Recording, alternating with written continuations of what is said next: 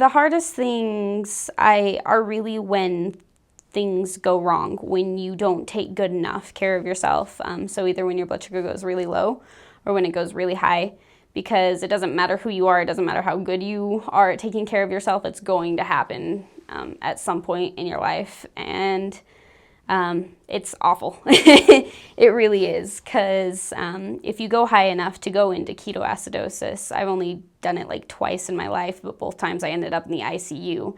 It was like not fun at all. Like, it's completely miserable. You can't breathe, you can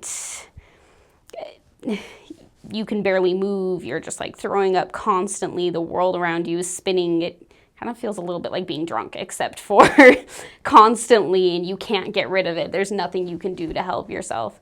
And then so for a lot of diabetics, when you just go low, a lot of them will just pass out. I had a close friend growing up who was also diabetic, who, when his blood sugar would go low, he would literally just start seizing. He would just collapse and seize.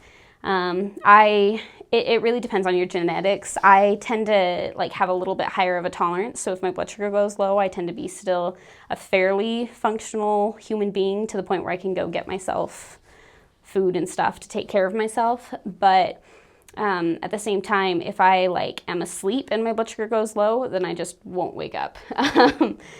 My husband has to then deal with me, because he'll be like, babe, wake up, and if anything, I'll like roll over, and that's the extent of my response. I just don't respond, because I'm not getting enough sugar to my brain to be able to process everything that I need to. And in circumstances like that, it's scary. You can't take care of yourself. And honestly, there have been times too where this doesn't happen to me very often, but there have been times where so I'm a huge gamer. I love video games. There have been times when my blood sugar would go super low while I was gaming, and I was so involved in what I was doing that I wouldn't notice. And all the action and the intensity of everything would make me like start seizing as well. So those are the biggest challenges, is those kinds of things when you aren't taking good enough care of yourself. It's awful. It's miserable. And honestly, the biggest thing that I can say to support is, this is going to sound awful, but don't leave diabetics alone. I mean, for certain time periods, maybe, but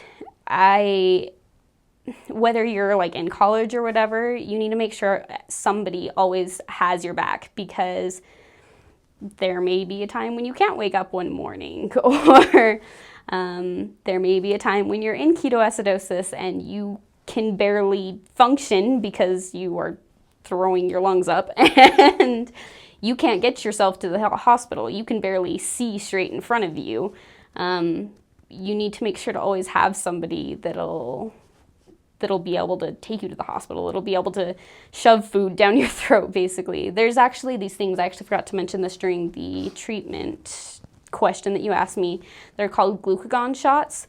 They are quite literally, there's like these little vials filled with sugar, basically, that you then and then there's like another vial full of like this weird like saline solution. You mix them together and put them in a needle, and it's used for emergencies when you're in a diabetic coma and you can't wake up because your blood sugar is so low, where you mix the solution together and you literally just shoot sugar straight into their body and just stab them and put the sugar straight into them to take care of them.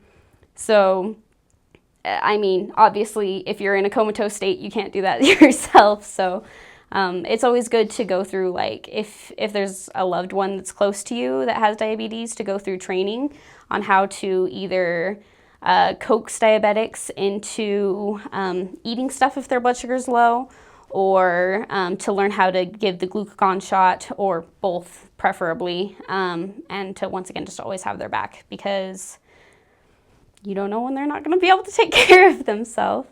And one other thing on top of that is that in those like states when you, as a diabetic, whether you're in a comatose state or you're in ketoacidosis, one way or another, just always keep in mind that they are still them, that diabetic is still that person.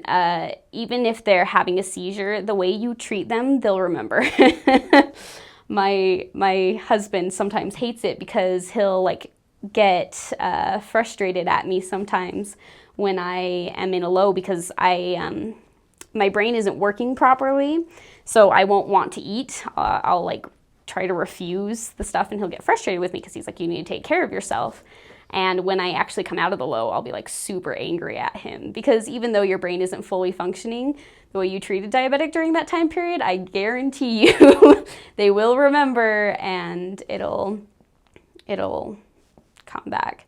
And one other thing, sorry, I'm kind of ranting, but one other thing along those same lines is this is going to sound really silly, but if you are going to have a diabetic's back in the first place, if you're going to sign up to help take care of them, you pretty much have to be consistently good to them too, because once again, when you're in that state of mind where you can't think straight, you'll come down to your base instincts. And if there's someone that's normally not kind to you or someone you don't trust that tries to help you, you will refuse their trust. Every diabetic I've ever known does that because you can't really think straight, so you can't really tell yourself, hey, this person's trying to help me right now. So if it's somebody that you don't normally trust, then you're not gonna be able to help them as easily. So if you're gonna want to take care of a diabetic, you need to like be consistent in always being good to them and always taking care of them and always letting them know that you're there, whether they're in that comatose state or whether they're just barely going a little bit low and need your help. You just need to be consistent in that way.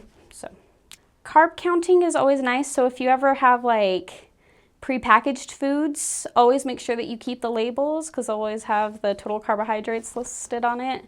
When you first get diagnosed with diabetes, they'll take you through carb counting training on like counting carbs for foods that don't have nutrition labels, like apples, potatoes, things like that. But if it's anything prepackaged, treats, anything like that, just make sure that you keep the labels. And don't assume that diabetics can't eat sugar. We can have as much sugar as we want. It doesn't matter.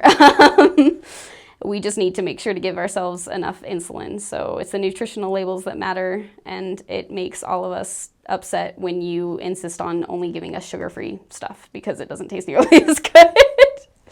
So sugar-free is not the way to go. Just make sure you have the nutritional labels.